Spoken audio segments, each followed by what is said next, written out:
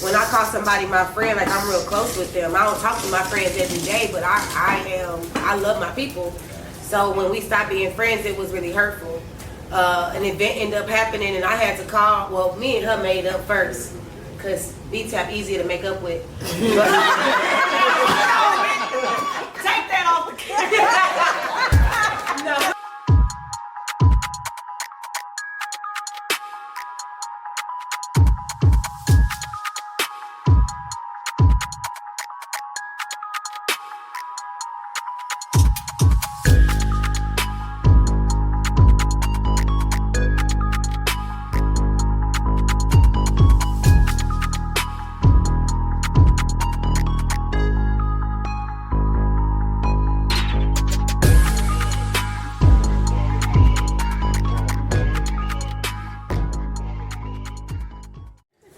Welcome to Heads, Shots, and Heels podcast.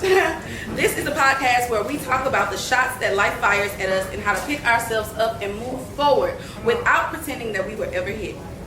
No smoke, no sugarcoating, just real conversations and a little art to keep it beautiful. So this is episode 2. What about your friends? Did y'all enjoy the play or what?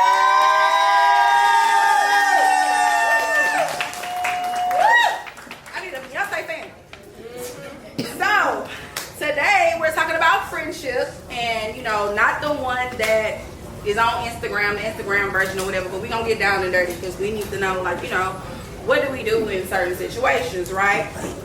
So, every strong circle has survived an argument, or 2 or 3, I don't know, that, could have potentially broke it, right? So, let's talk about how to handle conflict without cutting each other off, and how to recognize when love and loyalty stop living in the same room.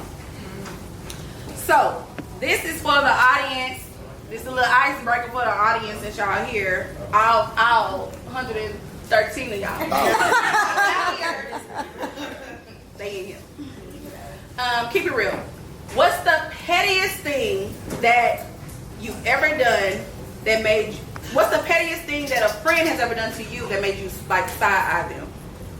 More than another man that I was talking to, and then act naive, dumb, and confused when asked about it. I didn't know. Yeah. Yeah. I didn't know. Anybody else? Wait. Hold on. Did what? Attempt to steal some money from you. That's not petty, that's thief. Yeah. But she acted like it wasn't that. I always got the money back. Anybody else got some petty friends? Or somebody that you thought that was your friend and it was Journey. Hey girl. I'm sorry. Anybody else? Y'all ain't got no petty friends? So I was talking to this dude and things that start moving real fast, right? And I had moved in with him and everything, right? And he had a routine. Every time that he come home, he comes to give me a hug, give me a kiss or whatever, then he go get on the toilet and he have his phone while he in the toilet, right? For about 10 minutes. So while he doing that, I just had dinner already ready, fix the little plates and stuff, whatever, and then, we eat. But his favorite thing to do to me was get on the toilet. Okay, so I know that's your routine. So one day, not to not do it to me, but in my mind, in my eyes. Thank you. Sorry, it's the Houston in me. And so, one day he had went out of town, and he wasn't answering my phone for me, and I kept calling 50 times in less than a minute, and then he was like, while he's out of town, he's like, you know what? This ain't gonna work for me. You act too jealous. I can't deal with no jealous. You know what I'm saying? I said, oh, okay, cool. So I had took all the toilet paper out the restroom because I knew the first thing he's gonna do was and have to wipe his ass and you know what I'm saying. And then I didn't stop there. I had took all the towels out the cabinet because okay, if you ain't got no toilet tissue, then you're gonna try to go in the cabinet and get the towels. They ain't there either. And then I had took all the paper towels out the whole house or whatever. And yeah. So anyway, next. Cause y'all acting like y'all ain't never did nothing petty before.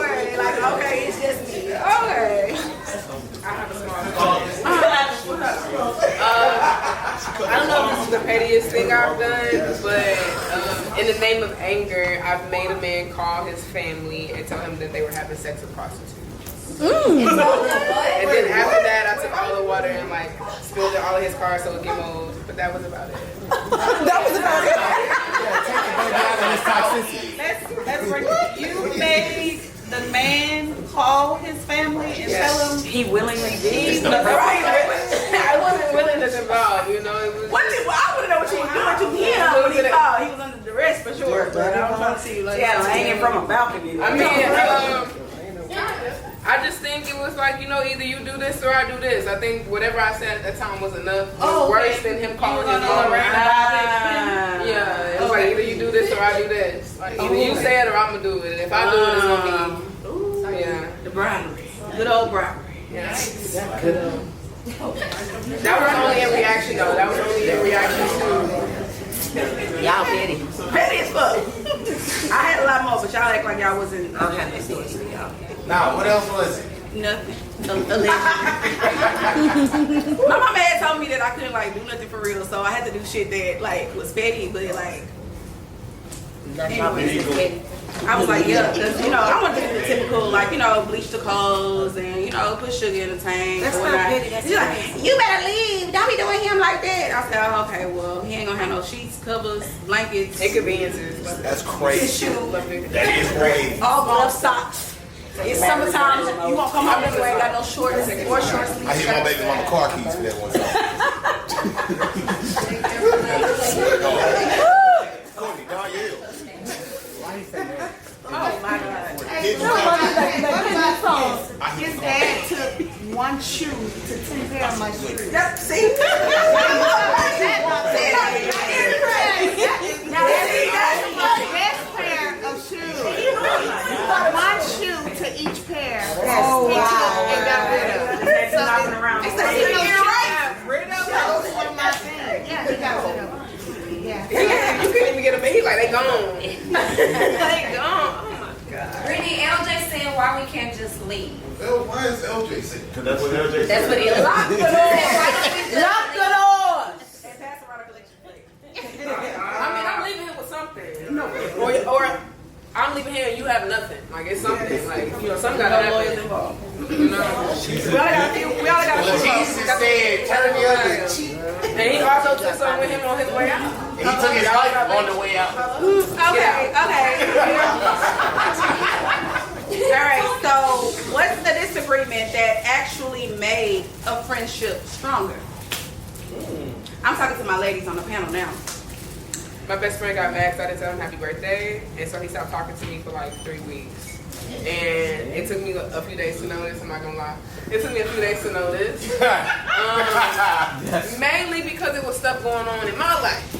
But no, and I think that was our first time within, at that point, like 8-year friendship where like he was genuinely upset with me. Of course there was other underlying things, but that was like, you know, the straw. And I think through that, it allowed us to have like a real conversation about like, I don't like when you treat me like this. And so it allowed us to kind of like grow in a way where we can kind of approach each other with grace and also understand like how we're supposed to respect each other and what things may be important. Right. Yeah. So. I think I can say I am the friend that will like go to bat for my friends. When I say you are my friend or you are my sister, like that is exactly what I mean. So when I see my friend may be going through something or somebody doing, you know, them a certain kind of way or whatever, I think I over insert myself like 0 to 100 as if it's Real me. Yeah. And She don't play about her friends. I don't. And I did that before, and it was bad. It was bad. The way that I inserted myself, and it made my friend upset with me. And we went through like a short period of not speaking to each other. And this is like a long ass friendship, like since grade school.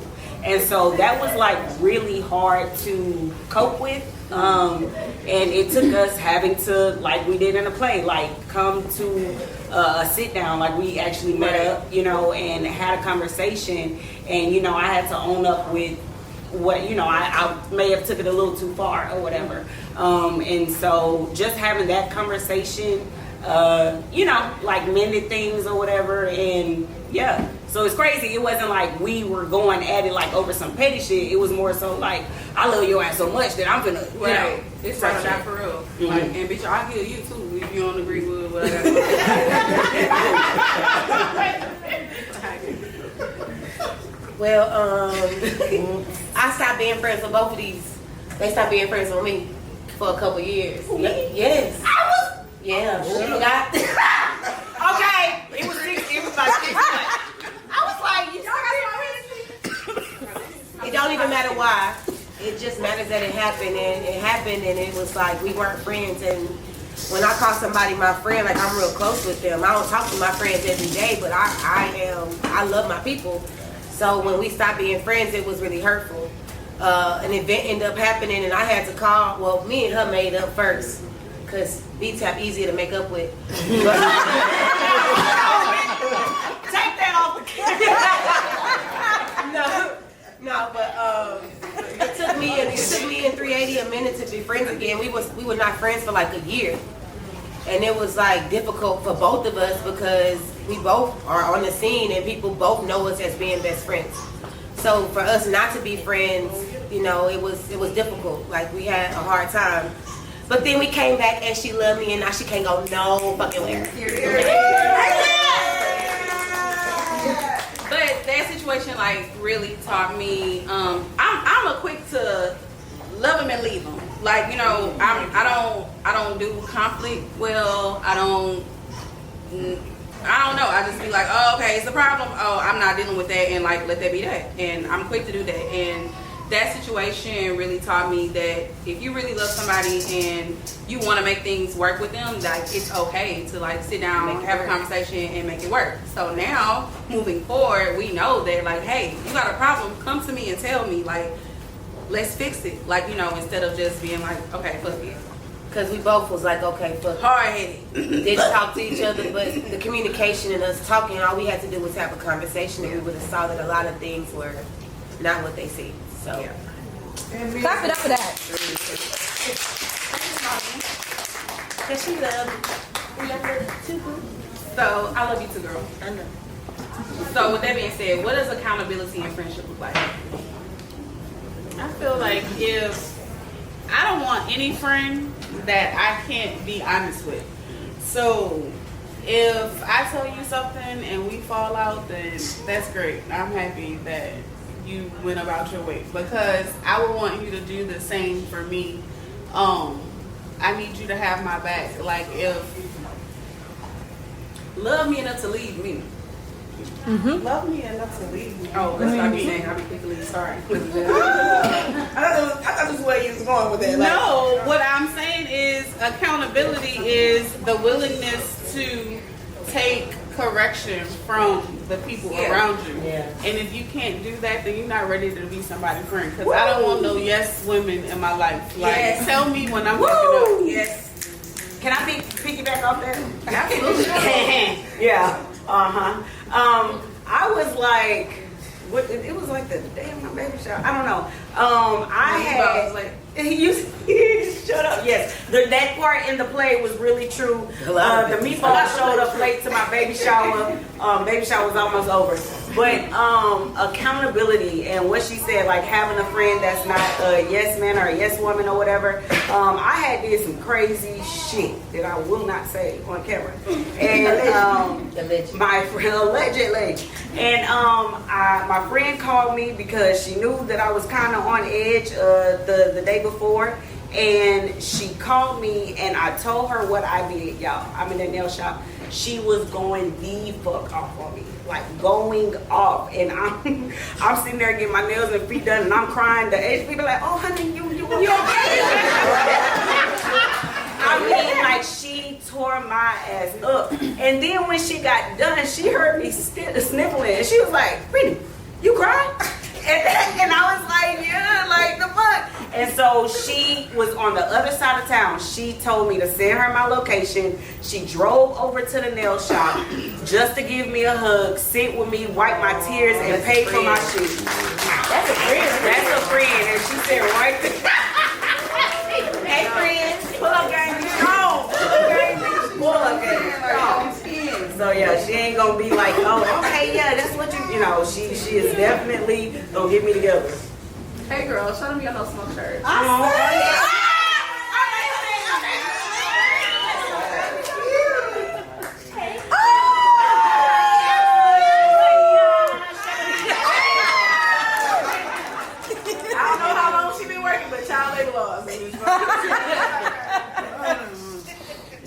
So, we're gonna skip to the end. Okay, I like this question. What friendships taught you the most about yourself? And then what's something that you're doing differently with your friends now? Go ahead. I can go into that. I'll come a little bit. Don't fall now. Okay. I'm talking about my best friend. I realized that she is really she is my mirror. She's really everything that I choose to suppress inside.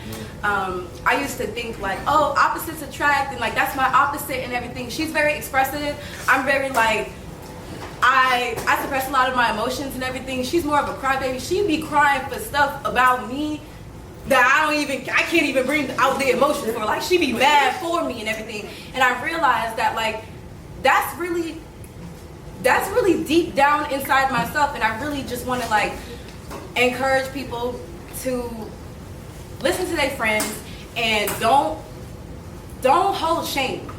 Like when somebody is trying to hold you accountable for something, because I kind of wanted to talk about the last question. I know the question was talking about like how do you like hold people accountable and everything, but I want to talk about what it means to be held accountable. When you're the person that's being held accountable, you have to give yourself grace and you have to let go of shame and everything. And when you're listening to your mirror, your best friend, recognize in that person what's inside yourself that you're suppressing.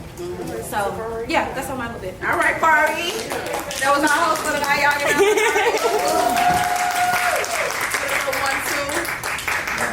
Last but not least, and y'all can think about this as an audience, you know, have it in your mind or whatever, but for my panel, what's one word that describes the kind of friend that you want to be moving forward? The word I said keep it in mind. The kind of friend? Yeah. I would say Reliable. I say an honest friend. Considerate. I would like to say more than one word. Say what my mom said too, so she can feel included. I want to be a villager. We always talk about having a village, but what are people that's gonna make it up? And I want to be a villager. I want to be a safe friend. I want you to feel like it's okay to come and talk to me. Like, I can be a bitch sometimes, and I recognize that. I have a kind of self-awareness on 10. But at the same time, a lot of times I realize that you be seeing me process things in real time. Like, you come to me with something, my immediate emotions are gonna come out, but then I can sit back, take a step back and think about it and then be like, oh, okay, cool. So I gotta learn to maybe process things without not process it out loud. Maybe I need to process it, you know, to myself first, internally. That's the word, girl, yes. No, don't take it. And I want it now. But every ending leaves evidence. Don't bury what you were. Honor what you learned. Sometimes healing means admitting that the friendship didn't survive, but you did. Yeah. So, everyone, that was this episode of Headshots and Heels. It'll be every next day, you know what I'm saying? Drop on all streaming platforms, so y'all make sure if y'all not following, follow everywhere, like Headshots and Heels on everything. Late380poetry.com. I try to make everybody come to my website to see like what is going on, everything that we have, like events will be there. If you need merch, if you want to read a blog, if you interested in headshots and heels, if you want to know whatever is going on, then please do that.